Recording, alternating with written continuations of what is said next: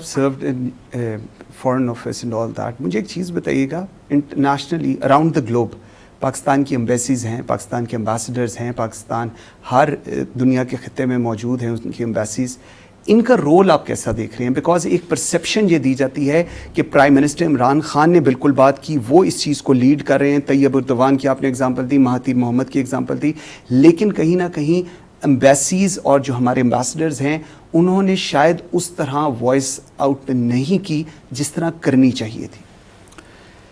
میں اس سلسلے میں دفتر خارجہ کا دفاع کروں گا, اس لیے نہیں کہ میں دفتر خارجہ سے وابستہ رہا ہوں, بلکہ اس وجہ سے کہ میں نے خود جا کے مشاہدہ کیا ہے کہ وہاں جو سفراء ہیں اور سفارتکار ہیں وہ رات دن کام کر رہے ہیں, اور کشمیر ان کی اولین ترجیحات میں ہے.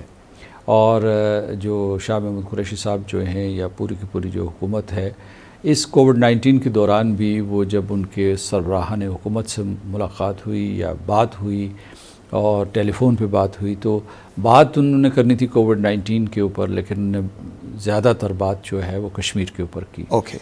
تو جب ریاست کی ترجیحات میں ہو تو اس طریقے سے سفارت خانوں کی ترجیحات میں بھی ہوتا ہے, تو سفارت خانے کام کر رہے ہیں, لیکن آپ اس کے ساتھ جڑا ایک سوال پوچھ سکتے ہیں کہ ہماری کوششیں برابر کیوں نہیں ثابت ہو رہی ہیں. تو اس کی وجہ یہ ہے کہ جو اس وقت دنیا میں اسٹریٹجک لینڈسکیپ ہے اس میں ہندوستان امریکہ کے ساتھ جڑا ہوا ہے. امریکہ مغربی یورپ کے ممالک کو جو کہتا ہے وہ کرتے ہیں, ان کی کوئی اپنی علیحدہ رائے نہیں ہے. سلامتی کونسل کے حوالے سے جو آزاد ہیں وہاں وہ پارلیمنٹس کسی حد تک آزاد ہیں, لیکن پارلیمنٹس کی آواز جو ہے وہ ایوان ہائے حکومت میں نہیں سنی جاتی.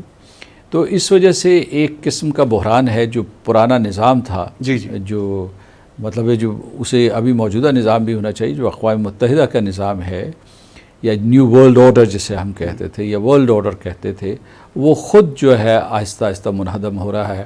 کیونکہ آپ نے دیکھا ہوگا کووڈ-19 کے سلسلے میں بھی قیادت جو ہے وہ اقوام متحدہ کی طرف سے نہیں آئی, وہ انٹرنیشنل فائنینشیل انسٹیٹیوشنز کی طرف سے آئی ہے. بالکل ٹھیک.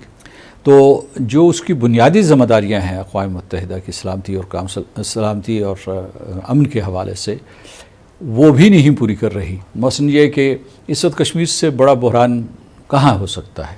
کشمیر میں اس وقت نسل کشی ہو رہی ہے, نسلی تطہیر ہو رہی ہے, اس کے بعد یہ ہے کہ جنگی جرائم کا ارتکاب ہو رہا ہے اور انسانیت کے خلاف جرائم کا ارتکاب ہو رہا ہے. یہ ساری کی ساری بین الاقوامی قانون کی مسلمہ اصطلاحات ہیں, ٹھیک ہے, لیکن اقوام متحدہ نے کوئی اکا دکا بیانات دیے ہیں. بالکل ایسے. ابھی جو مقبوضہ جموں کشمیر میں نیو ڈومیسائل لاز کا آغاز کیا گیا ہے, جس کا مطلب ہے, جس کا نشانے دو ہیں. ایک کشمیریوں سے ان کی زمین چھیننی ہے جس کو آپ کہیں گے لینڈ گریب, اور دوسرا انہوں نے یہ ہے کہ وہاں مسلمانوں کی اکثریت کو اقلیت میں تبدیل کرنا ہے. ٹھیک. تو کہنے کا مطلب یہ ہے کہ ہم نے دنیا کو متنبہ کیا ہے کہ یہ جو صورتحال ہے یہاں اتنی کشیدگی ہے, اس میں عدم استحکام ہے, نوجوانوں کا قتل ہو رہا ہے کشمیر میں.